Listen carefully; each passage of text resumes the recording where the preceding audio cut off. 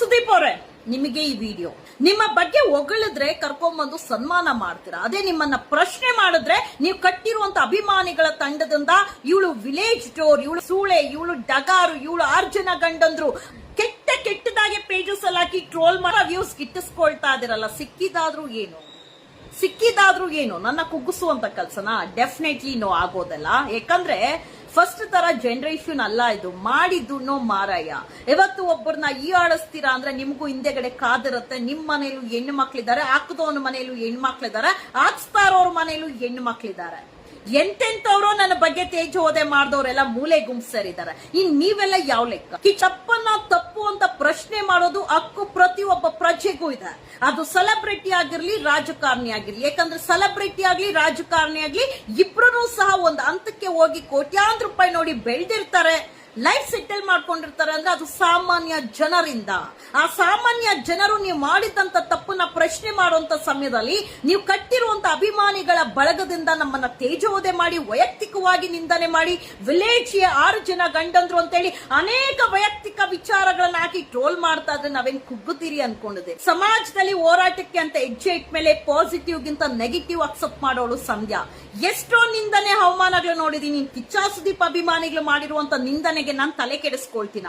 ಕಿಚ್ಚ ಸುದೀಪ್ ಅವರೇ, ನಿಮ್ಮನ್ನ ಪ್ರಶ್ನೆ ಮಾಡಿದಕ್ಕೆ ನೀವು ಮಾಡಿದ್ದಂಥದ್ದು, ನೀವು ಸಾಕಿರುವಂತ ಗೂಂಡಗಳ ಕೈಯಲ್ಲಿ ಒಂದು ಹೆಣ್ಣಿಗೆ ಯಾಕೆ ಗೌರವ ಕೊಟ್ಟಿಲ್ಲ ಅಂದ್ರೆ ಮತ್ತೊಂದು ಹೆಣ್ಣಿಗೆ ತೇಜೋದೆ ಮಾಡ್ರೋ, ಹಾಕ್ರೋ ಕಮೆಂಟು ಅಂತ ಹೇಳಿ ಬಿಟ್ಟಿದ್ದೀರಾ ಅಲ್ವಾ? ಇದಕ್ಕೆಲ್ಲ ನಾನು ಎದುರ್ಕೊಳ್ಳೋಳಲ್ಲ. ಯಾಕಂದ್ರೆ ಕರ್ಮ ಅನ್ನೋದು ಹಿಂದೆನೆ ಕಾಯ್ತಾ ಇರುತ್ತೆ. ನಿಮ್ಮ ಮನೇಲೂ ಹೆಣ್ಣು ಮಕ್ಳಿದಾರೆ, ಹಾಕದವನ್ ಮನೇಲೂ ಹೆಣ್ಣು ಮಕ್ಳು ಮಾಡಿದಂತ ತಪ್ಪನ್ನ, ಹೌದು ನಾನು ಮಾತಾಡಿದಂತ ರೀತಿ ತಪ್ಪಲ್ವಾ, ಹೇಳುವಂತ ರೀತಿಯಲ್ಲಿ ಹೇಳ್ಬೇಕಾಗಿತ್ತು ಅನ್ನೋಂತ ಸನ್ಸ್ ಇರ್ಬೇಕಾಗಿತ್ತು. ಯಾರು ಹಿಂದೆಗಡೆ 10-15 ಜನ ಗುಂಪು ಕಟ್ಕೊಂಡು ಹುಲಿ, ಸಿಂಹನ, ನಾಯಿ, ಬೆಕ್ಕನ್ ಇಟ್ಕೊಂಡು ಓಡಾಡುವಂತ ಹೆಣ್ಣು ಮಗ್ಳಲ್ಲ, ಸಿಂಗಲ್ ಆಗಿ ಹೋಗುವಂತ ಹೆಣ್ಣು ಮಗಳು.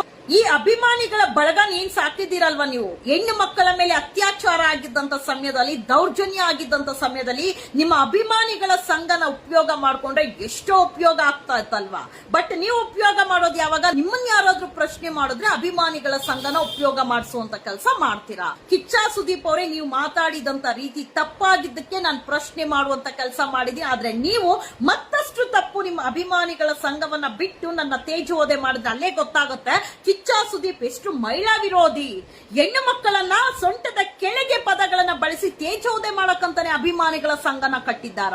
ಒಬ್ಬ ಸೆಲೆಬ್ರಿಟಿ ಆಗಿದ್ದು, ಒಬ್ಬ ಹಿರಿಯ ನಟ ಆಗಿದ್ದು, ಒಬ್ಬ ವೆರಿ ಮೆಚ್ಯೂರ್ಡ್, ವೆಲ್ ಟ್ಯಾಲೆಂಟೆಡ್ ನಟ ಆಗಿ ನಿಮ್ಮ ಅಭಿಮಾನಿಗಳಿಗೆ ಅವ್ರು ಕೇಳಿದಂತ ಪ್ರಶ್ನೆ ತಪ್ಪಿಲ್ಲ, ನಾನು ಮಾತಾಡಿರುವಂತ ರೀತಿ ತಪ್ಪಿದೆ, ಈ ತರ ಹೆಣ್ಣು ಮಕ್ಕಳನ್ನ ಟ್ರೋಲ್ ಮಾಡಬೇಡಿ ಅಂತ ಹೇಳಿ ಮಾತಾಡಬೇಕಾಗಿತ್ತು. ಹೊರತು ಕೂತ್ಕೊಂಡು ಮೊಬೈಲ್ ನೋಡ್ಕೊಂಡು ನನಗೆ ಏನೋ ಗೊತ್ತಿಲ್ಲ ಸ್ವಾಮಿ ಅಂತ ಇರ್ತಾ ಇರ್ಲಿಲ್ಲ. ಕಿಚ್ಚ ಸುದೀಪ್ ಅವರೇ, ಅಭಿಮಾನಿ ಬಳಗ ನನ್ನ ಫೋಟೋಗಳನ್ನ ಹಾಕಿ ಎಡಿಟ್ ಮಾಡಿ ಕೆಟ್ಟದಾಗ ಆಗ್ತಾ ಇದಾರೆ. 24 ಗಂಟೆಯಲ್ಲಿ ಅದೇ ಕಿಚ್ಚ ಸುದೀಪ್ ಅಭಿಮಾನಿಗಳು ಬಳಸಿರುವಂತ 6-7 ಜನ ಗಂಡಂದ್ರು, ಎಲ್ಲಿ ಡಗಾರ್ ಕೆಲಸ, ಎಲ್ಲಿ ಸೂಳೆ ಕೆಲಸ, ಎಲ್ಲಿ ವಿಲೇಜ್ ಡೋರ್ ಕೆಲಸ, ಎಲ್ಲವನು ಕಿಚ್ಚ ಕ್ರಿಯೇಷನ್ಸ್ ಅನ್ನೋಂತ ಪೇಜ್ಗಳಲ್ಲಿ ಏನ್ ಎಲ್ಲಾ ಕಿಚ್ಚ ಅನ್ನೋ ಗ್ರೂಪ್ಸ್ ಅಲ್ಲಿ ಆಗ್ತಾ ಇದೀರಾ.